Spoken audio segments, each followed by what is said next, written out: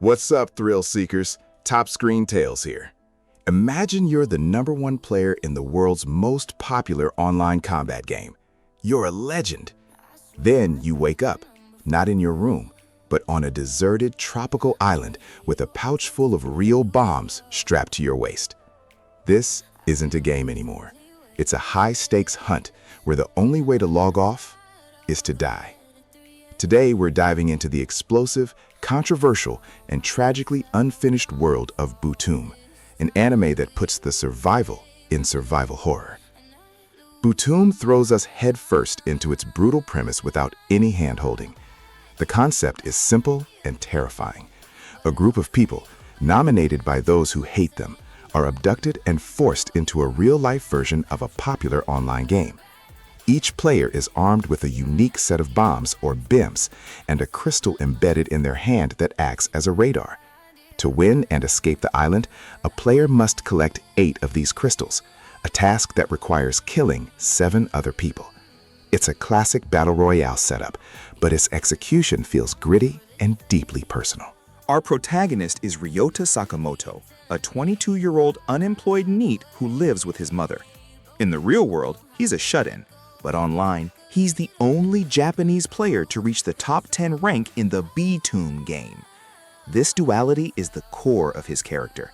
Suddenly, his gaming skills aren't just a hobby, they're his only asset for survival.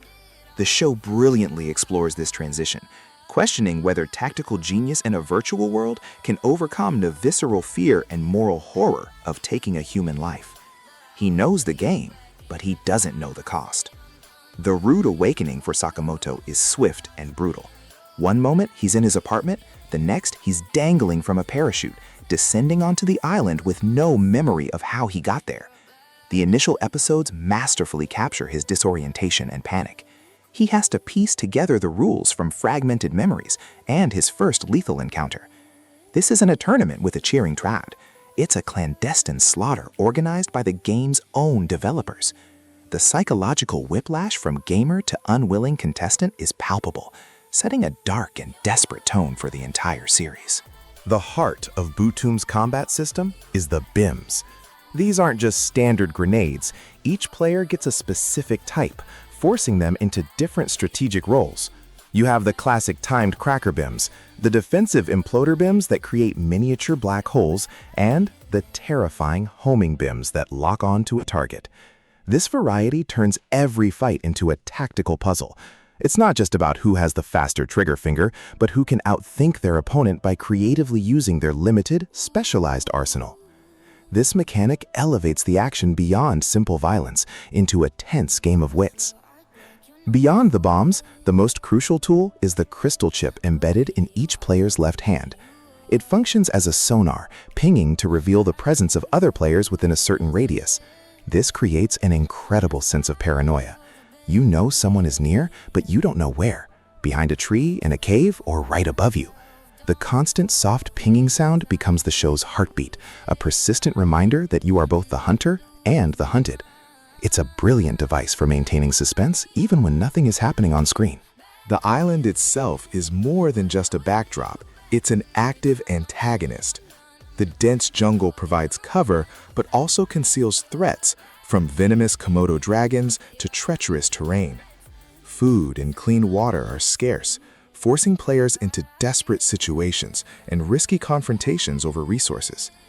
The isolation amplifies the psychological pressure, making every rustle of leaves, every distant sound a potential threat. The environment constantly wears down the contestants, pushing them to their physical and mental limits long before they ever see another player. Survival here is a 24/7 struggle, not just a series of duels. Then we meet Himiko, the female lead and Sakamoto's in-game wife, who was also trapped on the island. Her introduction is steeped in terror and mistrust. Haunted by past trauma where her friends tried to assault her, she has a severe phobia of men, making any potential alliance a monumental challenge. Initially, she sees every man, including Sakamoto, as a threat. This isn't a simple damsel in distress. She's a capable fighter armed with powerful remote-control BIMs, but her psychological wounds are a constant barrier, making her character arc about learning to trust in a world designed to foster paranoia. The slow-building relationship between Sakamoto and Himiko is the emotional core of the series. It begins with mutual suspicion, punctuated by moments of desperate, forced cooperation. Sakamoto's genuine attempts to protect her without demanding anything in return slowly break down her walls. Their dynamic evolves from two terrified individuals into a true team, relying on each other's skills to survive. This fragile alliance provides a sliver of hope and humanity in an otherwise nihilistic death game. It's their bond that makes the audience truly invested in their survival beyond the simple spectacle of the fights. Btooom populates its island with a cast that represents the full spectrum of human morality under pressure. You have Taira, a kind older man who represents decency, but is slowly broken by the game's cruelty. Then there's Nobutaka Oda, Sakamoto's former friend turned ruthless opportunist who embraces the killing. And most terrifyingly, there's Kosuke Kira, a sadistic 14-year-old who feels absolutely no remorse and revels in the violence. Each character serves as a dark reflection, forcing Sakamoto and the audience to confront what kind of person they might become in such an extreme scenario. At its core, the show relentlessly explores the classic kill or be killed dilemma. Sakamoto enters the game determined not to kill anyone, trying to find a peaceful way out. This idealism is immediately and brutally challenged. The series constantly questions whether it's possible to maintain one's humanity when survival demands inhumane acts. Every confrontation forces a moral choice, and the consequences are permanent. Does survival at any cost make you a monster? Or is clinging to morality in a lawless world just a form of suicide? The show offers no easy answers, making the internal struggles as compelling as the external ones. Where Btooom absolutely excels is in its pacing and tension. The series is a masterclass in building suspense. Fights are not drawn-out slugfests. They are quick, brutal, and strategic. The combination of the sonar-like radar and the unique bomb types creates an electrifying cat-and-mouse dynamic. The direction often uses clever camera angles and a tense soundtrack to keep you on the edge of your seat. One moment the jungle is silent, the next it erupts in a chain of calculated explosions. This relentless pace ensures the show never has a dull moment, pulling you from one life-or-death scenario to the next. This isn't just an action show, it's a potent psychological thriller.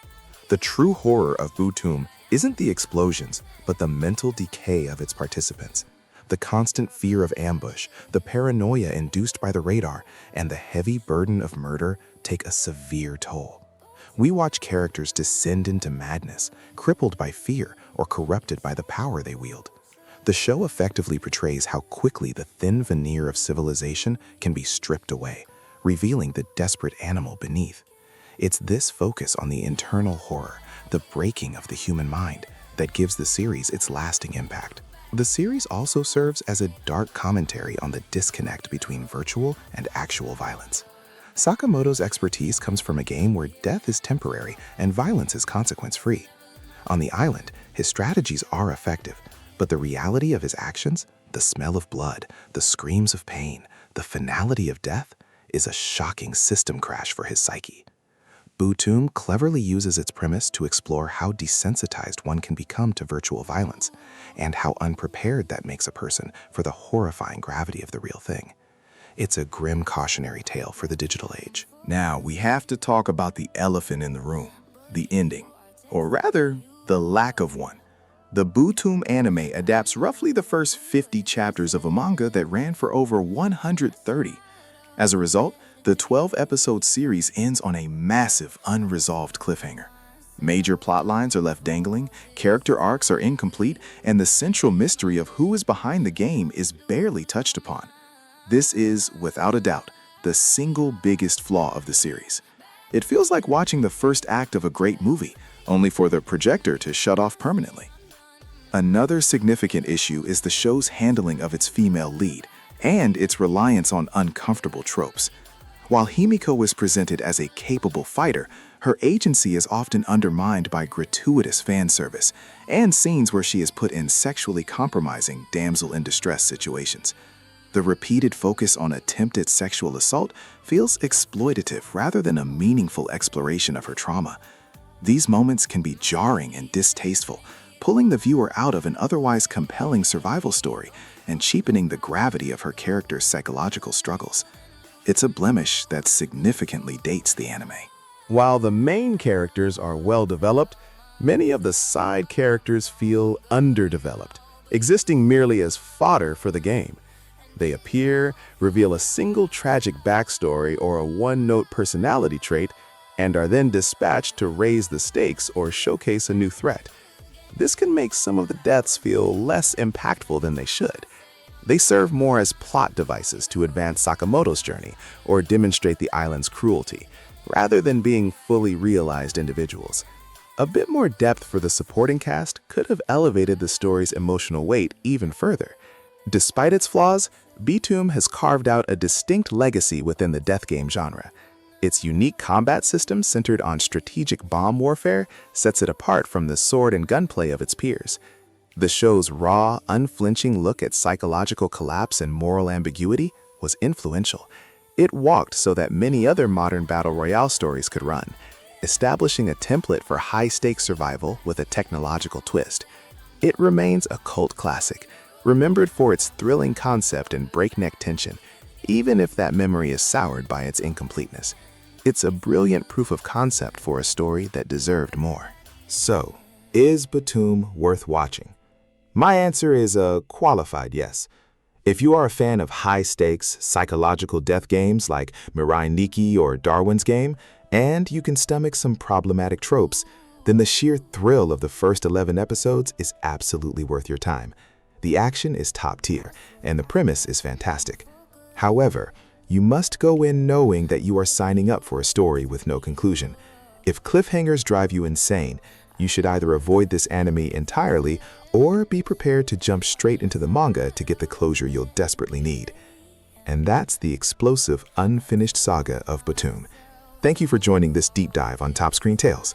If you enjoyed this analysis, diffuse that like button and leave a comment with your thoughts on the show's non-ending. And of course, subscribe for more reviews. Now, for my final question to you, what film, anime, or series deserves the spotlight next? Let me know your recommendations in the comments below.